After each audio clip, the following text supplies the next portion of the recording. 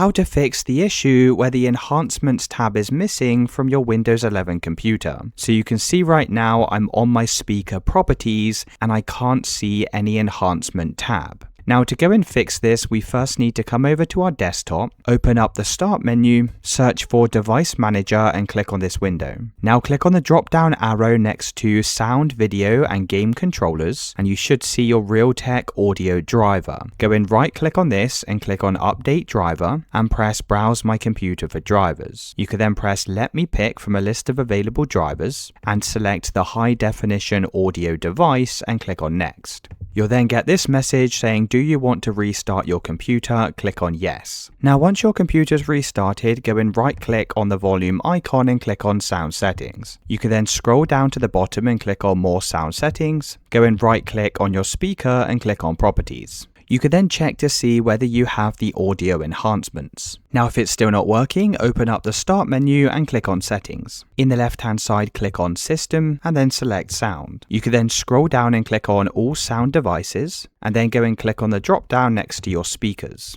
You can then scroll down and here you'll see audio enhancements. You can click on the drop down arrow and select device audio enhancements. So it's really as simple as that, guys. Let me know in the comments if you found this video helpful.